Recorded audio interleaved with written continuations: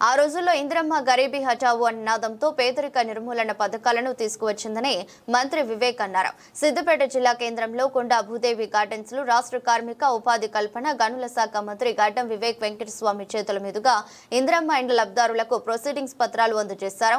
అనంతరం సభను ఉద్దేశించి మాట్లాడారు. ఈ కార్యక్రమంలో మున్సిపల్ చైర్మన్, జిల్లా కలెక్టర్, ఇతర ఉన్నతాధికారులు పాల్గొన్నారు. కాంగ్రెస్ పార్టీ మీ అందరికీ వాగ్దానం ఇవ్వడం జరిగింది. మీ అందరికీ ఆలోచనలో బీద ప్రజలకు ఆదుకుంటాము, బీద ప్రజల గురించి సంక్షేమ కార్యక్రమాలు చేస్తాము, మీ అందరికీ ఏదైతే ఉపయోగపడేలాగా స్కీమ్స్ మేము మేనిఫెస్టోలో పెట్టాము ఇవన్నీ కూడా అమలు చేస్తామని చెప్పి తెలంగాణ ప్రజలకు ఆ రోజులలో రేవంత్ రెడ్డి గారు మీ అందరికీ మాట ఇవ్వడం జరిగింది. ఈ గ్యారెంటీలు ఏదైతే ఇచ్చినారో అమలు చేస్తారా లేదా అని చెప్పి చాలామంది అపోహలు వేయడం జరిగింది.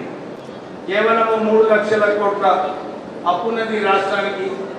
నిజంగానే ఈ అప్పు 3 లక్షల అప్పు ఉన్నప్పటికీ కూడా ఇవన్నీ సంక్షేమ కార్యక్రమాలు చేయాలని చెప్పి రేవంత్ రెడ్డి గారు అనుకోవడం జరిగింది. ప్రభుత్వంలో వచ్చిన తర్వాత రాష్ట్ర అప్పు ఏమో 8 లక్షల కోట్ల రూపాయలు అయింది. కానీ 8 లక్షల కోట్లు అప్పు అయినప్పటికీ కూడా ప్రజలకు మేలు చేయాలి, ప్రజలకు ఏదైతే మాట ఇచ్చినామో ఆ మాట నిలబెట్టుకోవాలని చెప్పి ముఖ్యమంత్రి రేవంత్ రెడ్డి గారు ఆ ఆలోచనతో వారు ముందుకు వెళ్తున్నారు.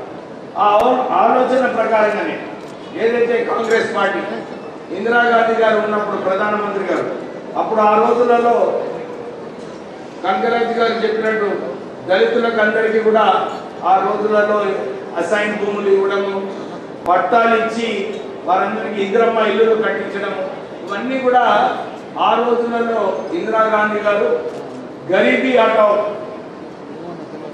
పేదరికం దూరం చేయాలని చెప్పి ఆ ఆలోచనతో ఇందిరాగాంధీ గారు ఆ రోజు ఈ నిర్ణయాలు తీసుకోవడం జరిగింది.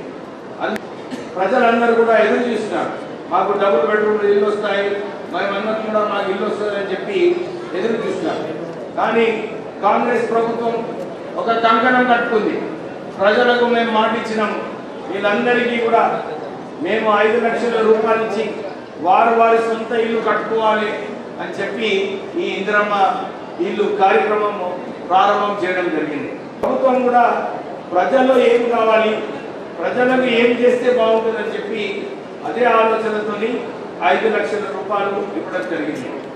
తర్వాత దళితులకు 6 లక్షల రూపాయలు. డెఫినెట్లీ ప్రజలందరూ కూడా 600 స్క్వేర్ ఫీట్ ఇల్లు కట్టుకున్నప్పుడు మీ అందరికీ బిల్లు కూడా సరిగా చెల్లించి మీరు వేగవంతంగా మీరందరూ ఇల్లు కట్టుకోవాలని చెప్పి రాష్ట్ర ప్రభుత్వం ఆలోచన. మన డిస్ట్రిక్ట్కి సుమారు 12,000 ఇల్లులు శాంక్షన్ కావడం జరిగింది.